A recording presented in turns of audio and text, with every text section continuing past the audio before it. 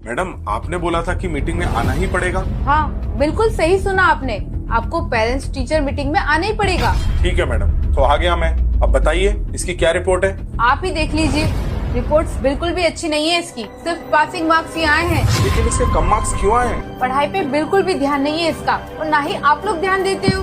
देखो मैडम, मैं और मेरी वाइफ हम दोनों वर्किंग हैं। एक्चुअली हमारे पास टाइम ही नहीं है। हम लोग ऑफिस जाते हैं, फिर घर के काम और फिर इसकी स्टडी भी। और आप अभी देख लीजिए, मेरी वाइफ ऑफिस में इतना बिजी है कि वो आ भी नहीं पाई। अगर आप वर्किंग है तो उसकी ट्यूशन लगवा दो ना।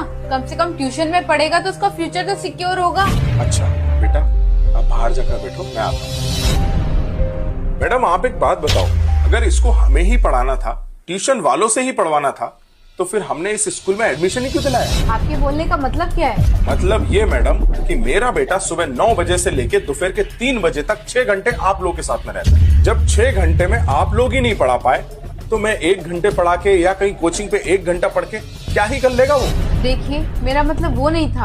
आपका क्या मतलब है हमें सब समझ में आता है। अरे आप लोगों की फीस ही इतनी ज्यादा है, लाखों रुपए हमको स्कूल में भरना पड़ते हैं। मुझे और मेरी वाइफ को इसीलिए जॉब करना पड़ता है ताकि हम फीस भर सकें। जब मैडम ड्रेस यहाँ से लेना है, फूड यहाँ से लेना है, बुक्स यहाँ से लेना है, पूरी स्टेशनरी यहाँ से लेना है, तो फिर पढ़ाई भी तो इसी स्कूल में होनी चाहिए ना। तो मैडम मेरी बात आप कान खोल के सुनो, मैं इसको किसी भी ट्यूशन क्लास में नहीं भेजने वाला और ना ही मैं मेरे बेटे को घर में प्रेशर देने वाला हूँ। तो आप लोगों की जिम्मेदारी बनती है कि मेरे बेटे को पढ़ाएं और उसके मार्क्स अच्छे हैं। अगली बार हमें बुलाने से पहले ये सोच लेना कि अगर मैं यहाँ पर आया तो ये सवाल मैं आपसे पूछूंगा कि मेरे बेटे के कम मार्क्स क्यों आए।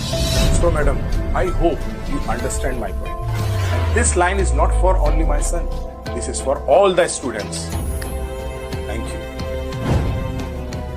दोस्तों एक बात तो बिल्कुल सही है, आजकल के स्कूल्स का ध्यान फीस लेने में है, ना कि बच्चों को पढ़ाने में।